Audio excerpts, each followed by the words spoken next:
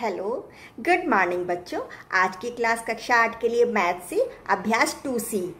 इसमें बच्चों हम भाग विधि से वर्गमूल निकालना तो सीखेंगे ही, लेकिन उनके वार्तिक प्रश्नों को हल करना सीखेंगे। ये वीडियो आपके लिए पार्ट 2 के रूप में आ रही है, तो चलिए जल्दी से शुरू करते हैं। ओके बच्चों, देखो बच्चों, इसमें वह छोटी से छोटी प्राकृतिक संख्या हमें पता लगानी है जिसको 49 31 में जोड़ दें तो योगफल पूर्ण वर्ग बन जाए।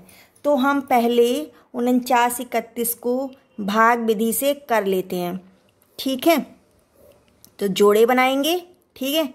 अब हमने जोड़ा बनाया, हमें दिख रहा है 49 है, तो 7 के पहाड़े में आता है ये 7 7 49, ठीक है।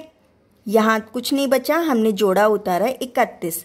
अब ये 7 को यहाँ लिखेंगे, कितना हो जाएगा 7 7 14। अब बच्चों अगर हम यहाँ पे जीरो लगा देते हैं, जीरो लगा देते हैं तो गुणा करने पर तो जीरो ही आएगा, है ना। और अगर हम 70 का वर्ग निकालेंगे तो 7 7 49, है ना। जैसे 70 की 70 में गुणा करेंगे तो कितना आ जाएगा 49 100, है ना। 2 जीरो आ जाएंगे, 49 100 आ जाएगा।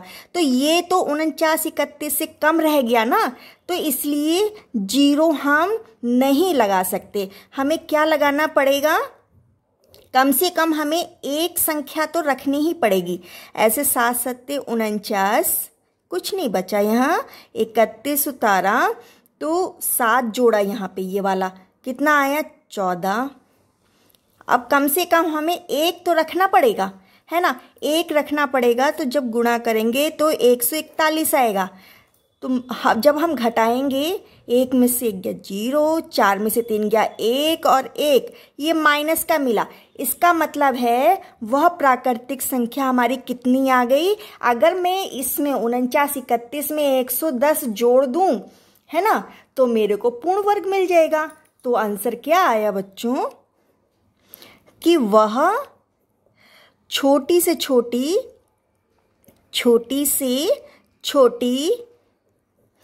प्राकृतिक संख्या 110 है, ठीक है बच्चों, 110 है।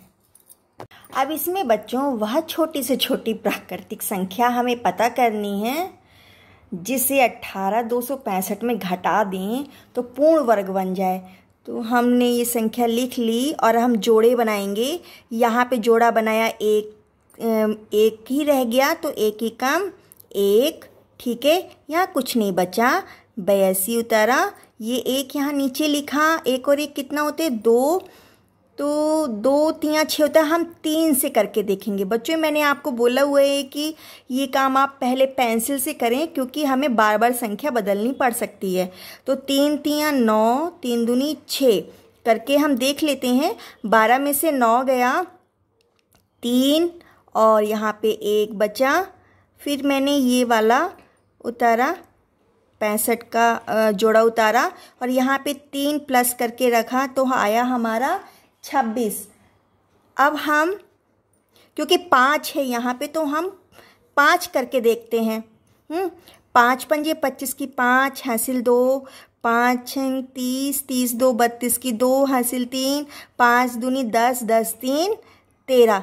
चलिए मेरा काम बन गया, ठीक है। अब कितना बचता है 0, 6 में से 2 गया 4, यहाँ कुछ नहीं बचा।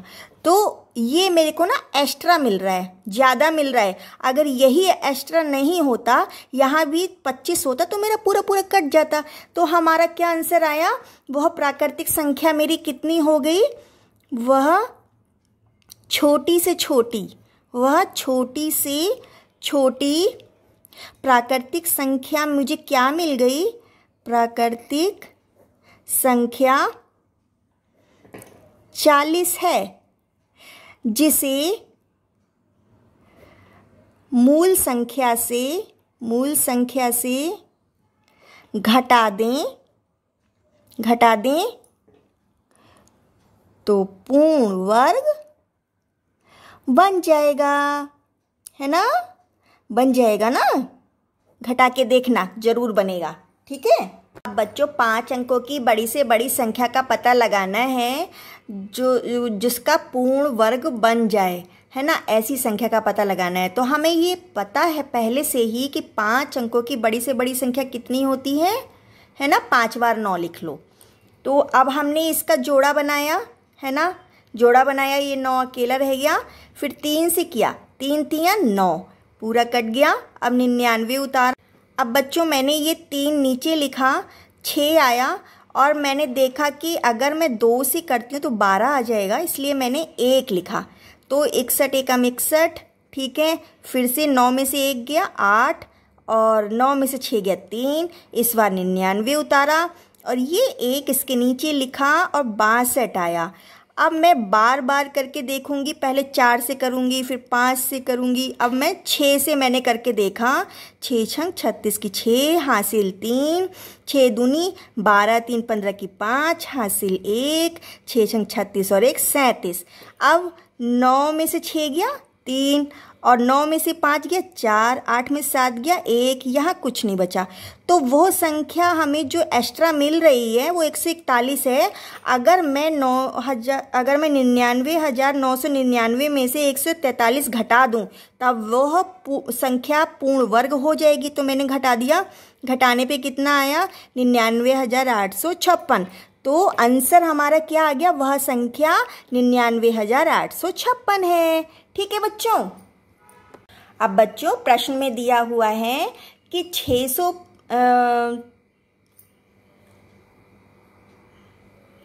अब बच्चों प्रश्न में दिया हुआ है 62,500 ऐसी संख्या को आप गुणनखंड विधि से भी निकालो और भाग विधि से भी निकालो। तो हमने निकाला, है ना, पहले गुणनखंड विधि से निकाला क्योंकि यहाँ 0 है। 2 से हमने भाग लगाना शुरू किया, 2 तियां 6, 2 एकम 2, 2 दूनी 4, 2 1 बचा, 2 पंजे 10, 0। फिर से 0 आ गया तो 2 से लगाएंगे, 2 एकम 2, 2 1 बचा, 2 पंजे 10, फिर 1 बचा, 2 छिंग 12, इधर 2 दूनी 4, 1 बचा, 2 पंजे 10। अब 5 आ गया है तो मैं अब 2 से नहीं कर सकती हूँ, 5 से करूँगी क्योंकि यहाँ 25 है। ठीक है, 3 से भी नहीं जाएगा। तो 5 तियां 15, 5 एकम 5, 1 बचा, 5 दूनी 10, 2 बचा, 5 पंजे 25। फिर से 5 से किया, 5 छिंग 30, 1 बचा, है ना, 5 दूनी 10, 2 बचा, 5 पंजे 25। बच्चों ये मेरे को डायरेक्ट करना आता है, मैं कर रही हूँ। अगर आपको डायरेक्ट नहीं करना आता तो हम पहले पढ़ चुके हैं कि अलग भाग लगा लगा कर भी हम इसका आंसर निकाल सकते हैं। ठीक है, अब 5 छिंग 30, 1 बचा, 5 दूनी 10, 1 बचा, 5 पंजे 25। फिर से 5 एकम 5, 1 बचा, 5 दूनी 10, 2 बची, 5 पंजे 25। फिर से अब ये तो पता ही है, 5 दूनी 10, 5 पंजे 25, और 5 पंजे 25 और 5 एकम 5, 1 जरूर लाइएगा हर बार। अभी सारे गुणनखंड हम लिख लें, है ना, लिख लें और सबके जोड़े बना लें, सबके जोड़े बना लें। हर एक से हमने 1 1 उठा लिया, है ना। अब गुणा कर लो, 2 पंजे 10, 10 पंजे 50, और 50 पंजे 5 पंजे 25 और 1 0 लगा दिया। कितना आया आंसर हमारा, 250। ये आया 250 आंसर हमारा गुणनखंड विधि से। अब हम इसको देखते हैं भाग विधि से।